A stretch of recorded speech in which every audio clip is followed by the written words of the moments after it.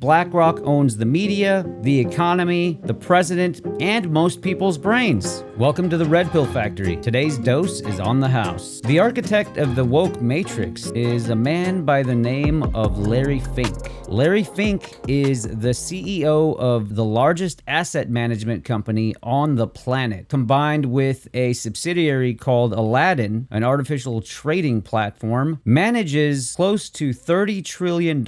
And when you consider that the entire planet's circulating monetary supply is around 40 trillion, BlackRock can effectively control 3/4 of the world's wealth. That number is mind-boggling, and the implications here are terrifying. BlackRock owns majority positions in almost every major media outlet that matters. Vanguard and BlackRock are two of the biggest stakeholders of Time Warner, Comcast, Disney, and News Corp. These are four of the 6 media companies that control more than 90% of the US media landscape. Almost every piece of media content that is being produced out there is done under the direction of BlackRock. BlackRock and Vanguard together own 18% of Fox, 16% of CBS, 13% of Comcast, which owns NBC, MSNBC, CNBC, and Sky Media Group, 12% of CNN, 12% of Disney, who owns a myriad of other subsidiaries. With this knowledge, I'd say it's safe to assume that BlackRock sets the tone for the majority of content that we consume. So why is this a problem? Because Larry Fink, the CEO of BlackRock, has an agenda of spreading woke culture around the planet. And he has already done so in the United States. It's already infiltrated every scrap of public space that we have. And it's continuing to push every single boundary out there. Consider all the woke garbage coming out of Disney, Netflix, and Hollywood. The news, all over articles on the internet. It may not be a big secret on how they control the media outlets. However, there are corporations out there they don't own majority stake. And how are they able to control these companies? Simple. It's something called ESG. If you want to invest in a company, they will, on their investor relations page, they'll show you their ESG score. ESG stands for environmental, social, corporate governance.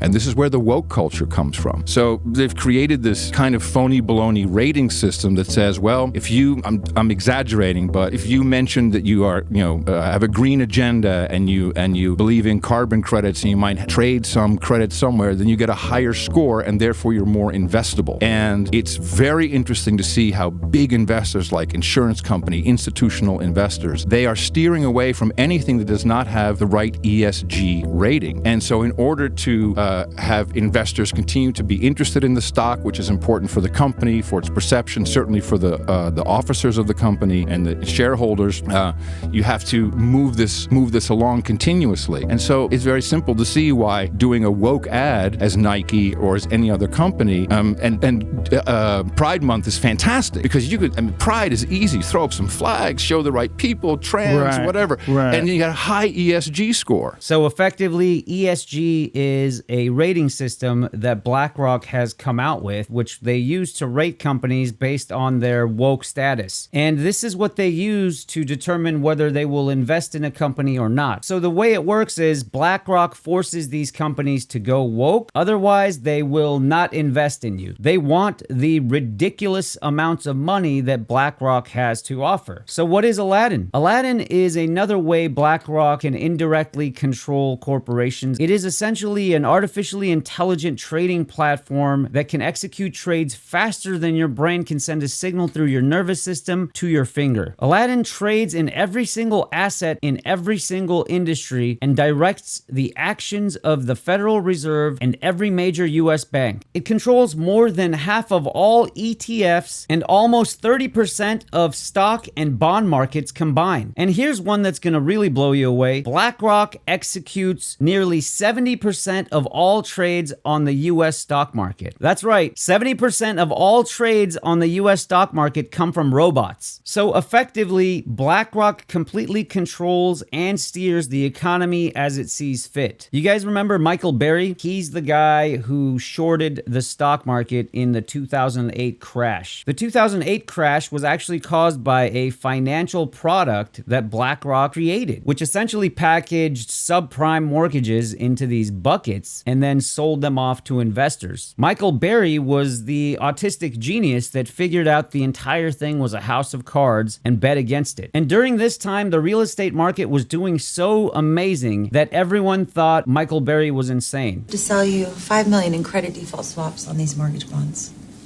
Can we make it 100 million? Absolutely, we can make it 100 million. I like these cups. Could I take one for my yes. son? Yes. Thank you. I have 2.